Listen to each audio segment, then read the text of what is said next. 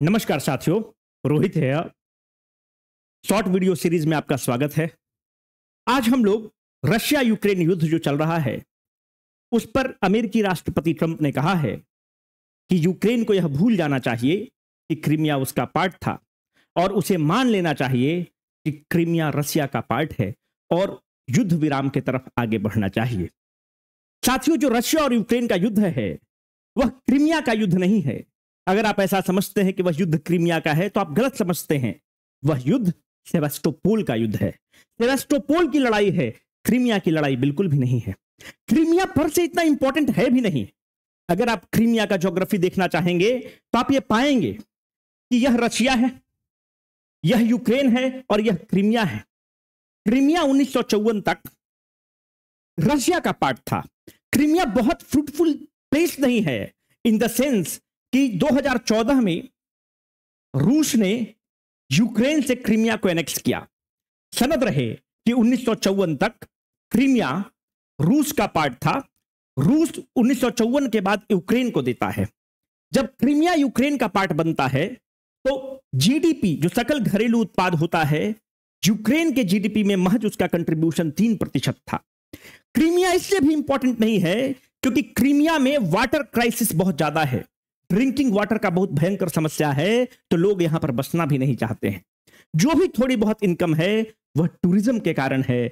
इसलिए मैं आपको बताना चाहता हूं कि यह लड़ाई क्रीमिया का लड़ाई नहीं है, क्योंकि क्रीमिया पर से इकोनॉमिकली उतना कंट्रीब्यूट भी नहीं करता है और वहां पर अगर लोग रहते हैं तो वहां पर वाटर क्राइसिस एक बहुत बड़ा समस्या है। तो फिर लड़ाई किसकी है? लड़ाई इस जगह की है जिसका नाम है सेवास्टोपोल। तो हम और आप ये जो सोचते हैं कि क्रीमिया और क्रीमिया की लड़ाई है वो गलत है। यह लड़ाई सेवास्टोपोल की लड़ाई है। अब आप ये सोचेंगे कि ऐसा क्यों? इसके लिए आपको लोकेशन देखना होगा। अगर आप लोकेशन देखें रूस का, तो यह रशिया आर्कटिक सर्कल के समीप है। जब आर्कटिक सर्कल के समीप है तो सर्दी के मौसम में, विंटर्स के मौसम में, यह जो पार्ट है रशिया का, ये जो नॉर्दर्न पार्ट ऑफ रशिया है, यहां पर फ्रीजिंग हो जाता है। यह पूरा एरिया फ्रोजन होता है। यहां पर जितने पोर्ट्स हैं वो बर्फ से ढके रहते हैं। तो जो भी आदान प्रदान, इंपोर्ट और एक्सपोर्ट होता है, इन पोर्ट के मार्फत नहीं हो सकता है क्योंकि वो सब फ्रोजन पोर्ट्स हैं। अगर आप ध्यान से देखें तो यह फ्रोजन पोर्ट उसके लोकेशन के कारण हो रहा है। इसका मतलब ऐसा तो नहीं है कि रशिया सर्दी में, विंटर्स में व्यापार नहीं करेगा, इंपोर्ट एक्सपोर्ट नहीं करेगा। इंपोर्ट और एक्सपोर्ट करने के लिए उसको वार्म वाटर की जरूरत है। वार्म वाटर मतलब होता है कि ऐसा एरिया जहां पर जो पोर्ट्स हों वो डिफ्रीज्ड हों। इसका मतलब एक ही लोकेशन बनता है। आप अगर ध्यान से देखें तो ये जो रूस का पार्ट है, ये पूरा जो पार्ट है, यह ब्लू कलर में जो आपको दिखाया गया है, ये सब पोर्ट तो हैं पर ये सब फ्रोजन पोर्ट्स हैं। अब रशिया के पास क्या विकल्प बचता है? रशिया के पास यह विकल्प बचता है कि यह ब्लैक सी जो है यह एक वार्म वाटर बॉडी है। सर्दी के मौसम में सारे उसका नॉर्दर्न पार्ट फ्रोजन है।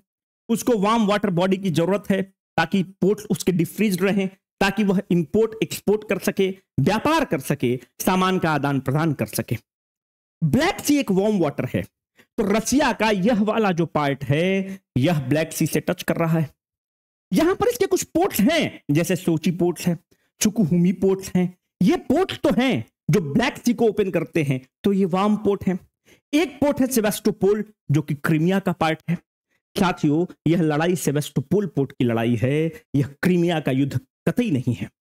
तो आप बोलेंगे कि अगर उसे पोर्ट चाहिए था तो उसे वार्म वाटर बॉडी चाहिए था, तो ऑलरेडी उसके पास पोर्ट्स हैं। पर इन पोर्ट्स में कुछ कमी है। ये जितने भी पोर्ट्स हैं ये सैलो पोर्ट हैं।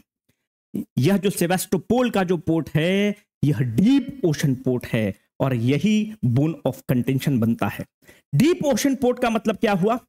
यह इतना गहरा है कि इस पर हेवी कार्गो शिप्स, जब आप इंपोर्ट और एक्सपोर्ट करते हैं, सामान को भेजते हैं और लाते हैं, तो आप हेवी सामान को भेजते हैं।